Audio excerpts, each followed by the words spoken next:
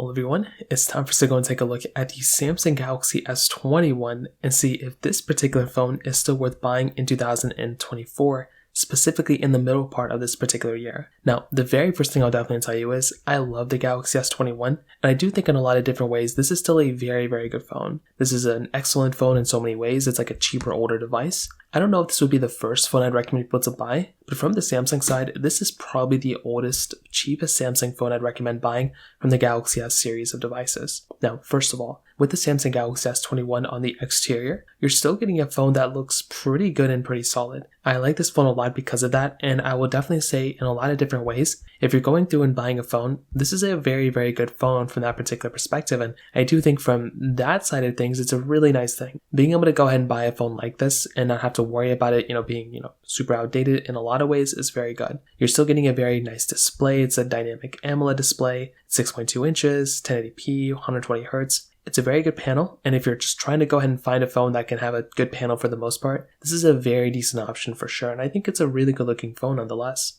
You're getting a aluminum side on it, which is nice, USB Type-C port on the bottom. This thing is not giving you any expandable storage, which is totally fine for a phone of this caliber. On the back side, you are getting a plastic back on this particular phone. So it's not the biggest deal in the world, but again, having a glass back is the best thing in the world. A frosted glass back would be better than a frosted plastic back that this thing had. But again, what are you going to do? There's not really too much you can kind of do about it from this particular side. But I would say from that side, from the exterior, it definitely gets a thumbs up for me. You're still getting a reverse and standard wireless charging, which is really nice. It's a really, really nice thing to have inside of a phone like this. And beyond that, there's not really too much else that I see and that I look at on this phone that I'm like super upset about or super sad about. It's a very, very good phone, and I really like this phone a lot because of that particular capability. So from that side alone, once again, it's a very, very good device, and again, it definitely gets a thumbs up for me on the exterior. The only downside of this phone, kind of if you even want to call it a downside, is maybe the fact that it's basically giving you maybe like one more year of software update and security updates. That's kind of it. Beyond that, there's not too much to hate on this phone about, but that is kind of a downside or kind of a bummer. Like if you're planning on buying a phone and you want it to be the best type of capability if possible, you're really going to be getting somewhat of a limited type of experience on this type of device. And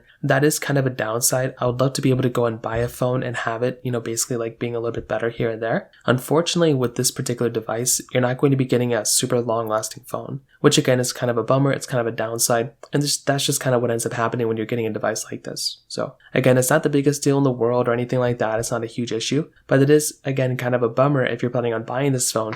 I would love for it to kind of last a little bit longer from the software side, but again, what are you going to do? In terms of performance, definitely not that bad either. From this particular phone, you are essentially getting that, the Qualcomm Snapdragon 888 chipset inside, which is still very good. And you are getting basically, the 8 gigabytes of RAM inside of it too. So from a lot of different ways, I would say this particular performance of this particular phone really isn't that bad. And I still think it's a very good, capable phone when it comes down to it. I still think a phone like this is very good. It's very nice. And although it's not like the best phone of all time, it's not a perfect phone, I do think if I'm going through and buying a particular phone, it's not a bad option. And I really do like this phone a lot because of that. And no matter really what you're going to do, you're probably going to have a pretty good time with it nonetheless. So overall, what I can definitely tell you is I definitely do like the Samsung Galaxy S21, and I still think it holds up fairly well in the middle part of 2024. Is it perfect? No, but I still think it's a very good phone nonetheless. And if you're planning on buying a device, I would probably recommend a lot of people to go and buy it if you really want to. So from that side, that kind of covers it up there. If you have any other thoughts or questions, please let me know in the comment section below. Hit the like button, that would mean so much, but definitely hit that subscribe button. More importantly than everything else, I love every single one of you guys. Hopefully I'll catch you guys in the next video. Peace out till then.